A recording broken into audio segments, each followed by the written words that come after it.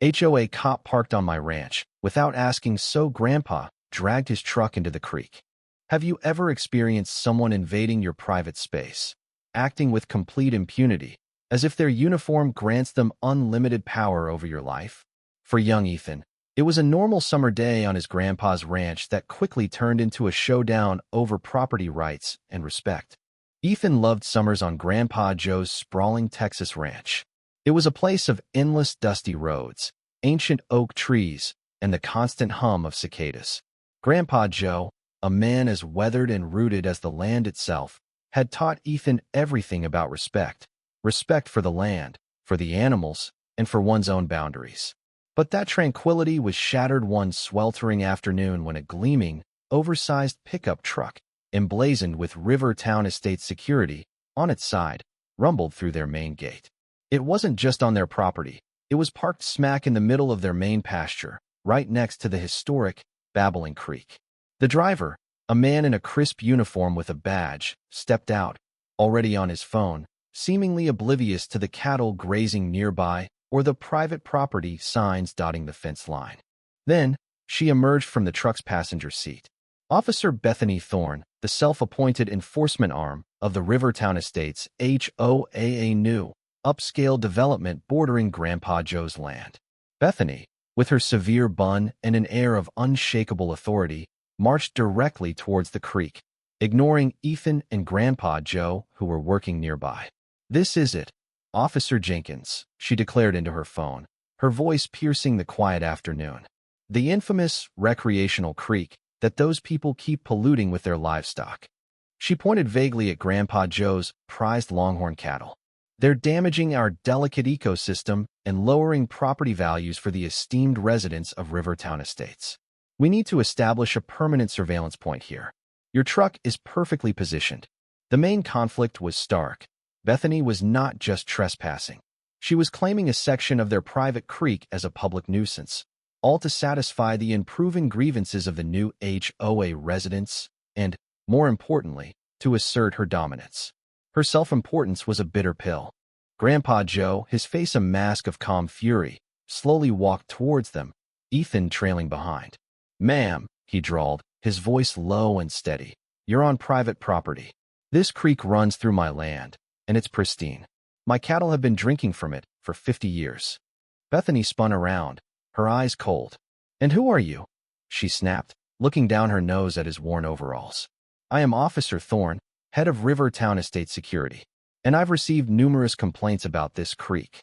Your livestock are a biohazard, and your presence here is disruptive to the tranquil environment we strive to maintain for our residents."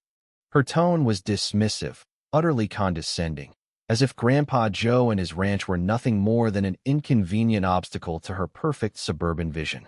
Grandpa Joe tried to explain about the ranch's centuries-old water rights, the regular ecological surveys he commissioned, and the fact that his land predated Rivertown Estates by generations.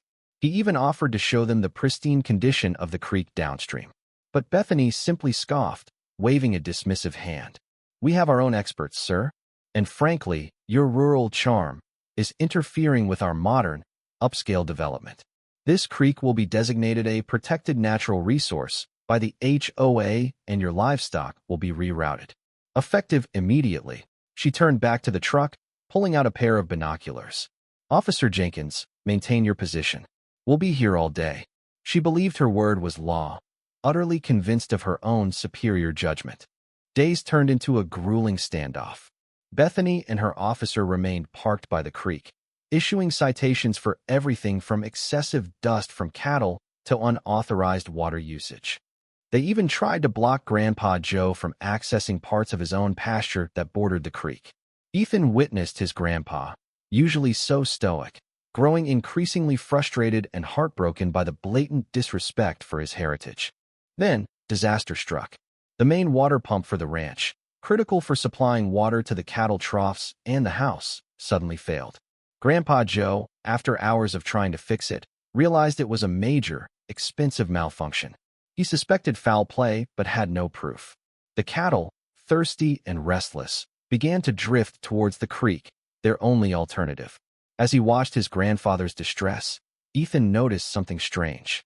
"Officer Jenkins, bored, had left the security truck running, its engine idling. And then he saw it. A small, dark figure, barely visible in the truck's shadow, doing something to the main power lines leading to Grandpa Joe's pump house. Ethan squinted, then pulled out his grandfather's old binoculars. It wasn't Officer Jenkins. It was Bethany Thorne, swiftly tampering with the main power line, then retreating back to the truck, a look of grim satisfaction on her face. The twist was gut-wrenching. Bethany hadn't just been harassing them. She had actively sabotaged their water supply, a direct attack on their livelihood, and potentially the lives of their livestock. But the act of sabotage wasn't just against Grandpa Joe. The water pump also supplied the only potable water to the small, historic community church down the road, a church that served as a vital community center for local farmers and ranchers, many of whom were elderly and relied on its well. The church was hosting a crucial charity drive for drought-stricken farms, and losing water would cripple their efforts. Bethany's petty act of malice, aimed at forcing Grandpa Joe to comply, had jeopardized an entire community's well-being and a critical charitable effort. The anger that surged through Ethan was profound. Grandpa Joe, his face grim, watched the thirsty cattle gather near the truck. He looked at Ethan, a silent understanding passing between them. He then turned his tractor, a powerful, mud-stained beast named Old Bess, towards the gleaming HOA security truck. He pulled out a heavy chain. The confrontation was swift and public. The sound of Old Bess's engine rumbling closer caught Bethany's attention. She emerged from the truck, her face a mask of indignation. "What do you think you're doing, old man? That's a police vehicle." Grandpa Joe, without a word, expertly hooked the chain to the front bumper of the HOA truck, then slowly, deliberately, began to pull. The truck's tires spun uselessly in the soft earth as Old Bess dragged it towards the creek. "No, stop. You're damaging HOA property," Bethany shrieked, her voice rising in panic.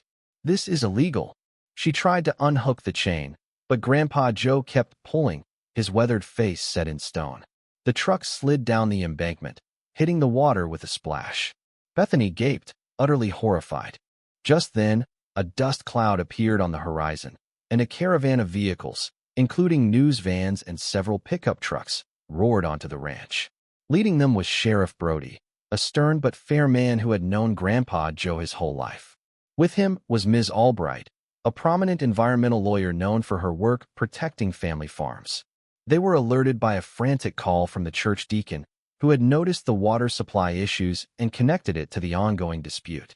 Sheriff Brody took one look at the submerged HOA truck and the furious Bethany Thorne, then turned to Ethan. "Son, what happened here?" Ethan, emboldened, held out his phone, playing the video of Bethany sabotaging the water pump. The footage was undeniable. Sheriff Brody's face hardened. Ms. Albright then stepped forward, her voice resonating with authority. "Officer Thorne, we've received multiple complaints about your harassment of Mr. Davies, your unauthorized presence on private property, and now, this video evidence of sabotage. Not to mention your interference with the church's charitable efforts and the Longhorn cattle's critical water supply. This is a clear violation of state and federal law." She then gestured to the news cameras. "This isn't about HOA regulations anymore, Miss Thorne. This is about criminal intent." Bethany's composure shattered. Her face, once so arrogant, contorted in fear. "No, this is a setup. He's crazy," she screamed, pointing at Grandpa Joe. "He attacked a police vehicle." Her desperate denial was pathetic. Ms. Albright then revealed the deeper, more unsettling truth about Bethany. "Our investigation into Rivertown Estate's aggressive land acquisition tactics revealed something else, Ms. Thorne. Your family's land was foreclosed upon by the same developers who built Rivertown. You, personally, lost a significant inheritance.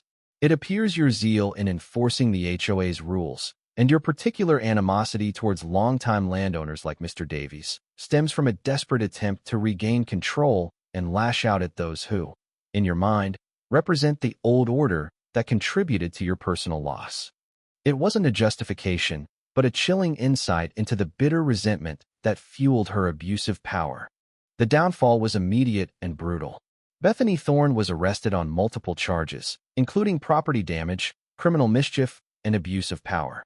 The news reports exploded, detailing her harassment, her sabotage, and the underlying motive of personal vendetta disguised as HOA enforcement. Rivertown Estates HOA faced a massive public backlash, and their security operations were immediately disbanded. Her allies within the HOA who had silently condoned her behavior were forced to resign, their reputations stained. Bethany lost everything. Her career in security was over, her reputation in tatters, and she faced years of legal battles and restitution payments. The very power she craved, the authority she abused, utterly destroyed her. The karma, delivered by an old man and his tractor, was a painful, undeniable force. Grandpa Joe watched Bethany being led away, a quiet satisfaction in his eyes. The water pump was eventually fixed, the cattle were safe, and the church's charity drive continued successfully. The ranch was once again a place of peace. The cost of the conflict had been high, but standing up to such blatant disrespect and cruelty was the only option. He had protected his land, his legacy, and his family. This whole ordeal makes you wonder, doesn't it? When does the pursuit of progress or community standards become a justification for invading privacy and destroying lives? And what is the true meaning of authority when it's wielded without respect or compassion?